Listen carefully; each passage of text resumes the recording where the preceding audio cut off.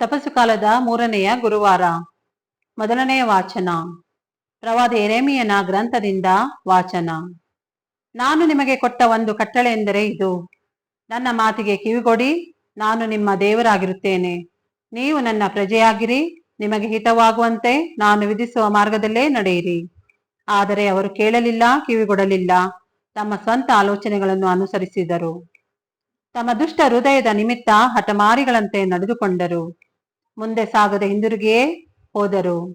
ನಿಮ್ಮ ಪೂರ್ವಜರು ಈಜಿಪ್ಟ್ ದೇಶದಿಂದ ಹೊರಟ ದಿನ ಮೊದಲ್ಗೊಂಡು ಈ ದಿನದವರೆಗೂ ನನ್ನ ದಾಸರಾದ ಎಲ್ಲ ಪ್ರವಾದಿಗಳನ್ನು ನಿಮ್ಮವರ ಬಳಿಗೆ ಕಳುಹಿಸುತ್ತಾ ಬಂದಿದ್ದೇನೆ. ದಿನ ದಿನವೂ ತಡಮಾಡದೆ ಕಳುಹಿಸಿದ್ದೇನೆ. ನಿಮ್ಮವರಾದರೋ ನನ್ನ ಮಾತನ್ನು ಕೇಳಲಿಲ್ಲ, ಕಿವಿಗೊಡಲಿಲ್ಲ, ನನ್ನ ಆಜ್ಞೆಗೆ ಮಣಿಯಲಿಲ್ಲ. ತಮ್ಮ ಪೂರ್ವಜರಿಗಿಂತಲೂ ಕೆಟ್ಟವರಾಗಿ ನಡೆದುಕೊಂಡರು.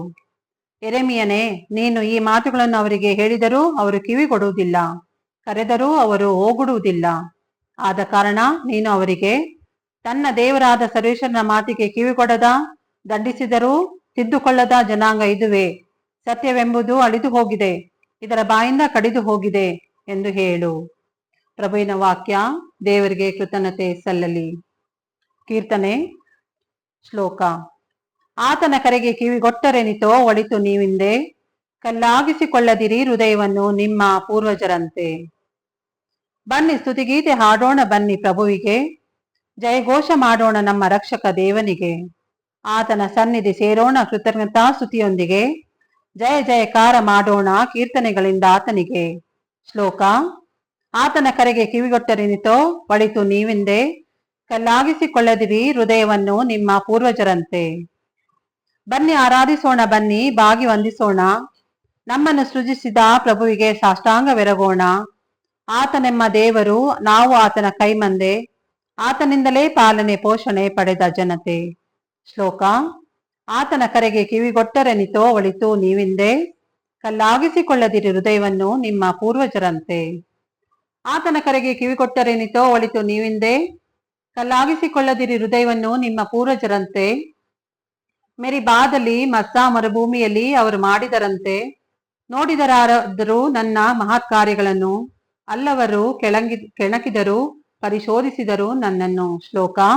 ಆತನ ಕರೆಗೆ ಕಿವಿಗೊಟ್ಟರೆನಿತೋ ಒಳಿತು ನೀವಿಂದೆ, ಕಲ್ಲಾಗಿಸಿಕೊಳ್ಳದಿರಿ ಹೃದಯವನ್ನು ನಿಮ್ಮ ಪೂರ್ವಜರಂತೆ. ಘೋಷಣೆ. ನಿತ್ಯ ಸೌಭಾಗ್ಯದ ಅರಸರಾದ ಪ್ರಭು ಯೇಸುವೆ, ನಿಮಗೆ ಸ್ತುತಿ ಸಲ್ಲಲಿ. ಸರ್ವೇಶ್ವರನಾದ ದೇವರು ಇಂತೆನ್ನುತ್ತಾರೆ, ನೀವು ಮಾಡುತ್ತಾ ಬಂದಿರುವ ಅಪರಾಧಗಳನ್ನೆಲ್ಲ ನಿಮ್ಮಿಂದ ತೊಲಗಿಸಿಬಿಟ್ಟು ನಿಮ್ಮ ಹೃದಯವನ್ನು ಸ್ವಭಾವವನ್ನು ನೂತನ ಮಾಡಿಕೊಳ್ಳಿ. ನಿತ್ಯ ಸೌಭಾಗ್ಯದ ಅರಸರಾದ ಪ್ರಭು ಯೇಸುವೆ, ನಿಮಗೆ ಸ್ತುತಿ ಸಲ್ಲಲಿ. ಲೂಕನು ಬರೆದ ಪವಿತ್ರ ಶುಭ ಸಂದೇಶದಿಂದ ವಾಚನ. ಆ ಕಾಲದಲ್ಲಿ ಯೇಸು ಒಂದು ಮೂಕ ದೆವ್ವವನ್ನು ಬಿಡಿಸುತ್ತಿದ್ದರು. ಆ ದೆವ್ವ ಬಿಟ್ಟು ಹೋದ ಮೇಲೆ ಮೂಕನು ಮಾತನಾಡಿದನು. ಜನರು ಆಶ್ಚರ್ಯಚಕಿತರಾದರು. ಆದರೆ ಅವರಲ್ಲಿ ಕೆಲವರು, ಇವನು ದೆವ್ವಗಳ ಒಡೆಯನಾದ ಬೆಲ್ಜೆಬೂಲನ ಶಕ್ತಿಯಿಂದ ದೆವ್ವಗಳನ್ನು ಬಿಡಿಸುತ್ತಾನೆ ಎಂದರು. ಬೇರೆ ಕೆಲವರು ಯೇಸುವನ್ನು ಪರೀಕ್ಷಿಸುವುದಕ್ಕಾಗಿ ಸ್ವರ್ಗದಿಂದ ಒಂದು ಅದ್ಭುತ ಕಾರ್ಯವನ್ನು ಮಾಡಿ ತೋರಿಸುವಂತೆ ಕೇಳಿದರು.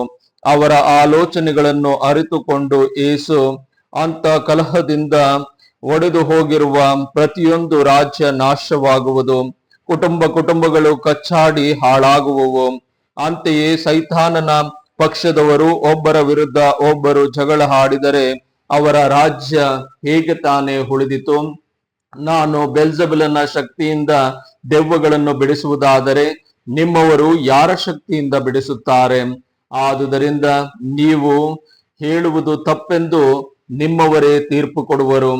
ನಾನು ದೇವರ ಶಕ್ತಿಯಿಂದ ದೆವ್ವಗಳನ್ನು ಬಿಡಿಸುವುದಾದರೆ ದೇವರ ಸಾಮ್ರಾಜ್ಯ ನಿಮ್ಮಲ್ಲಿಗೆ ಈಗಾಗಲೇ ಬಂದಿದೆ ಎಂಬುದು ಸ್ಪಷ್ಟ.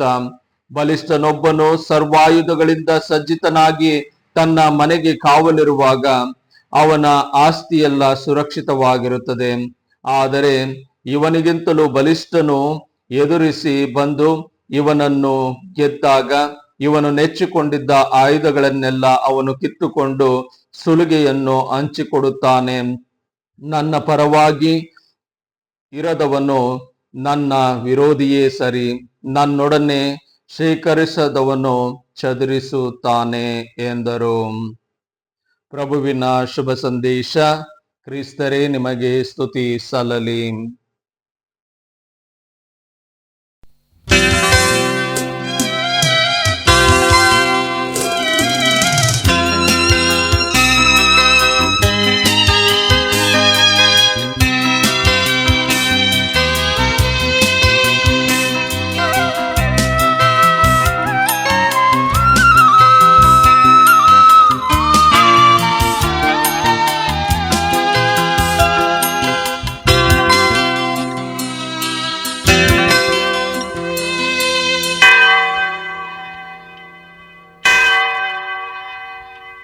ಬಾಳ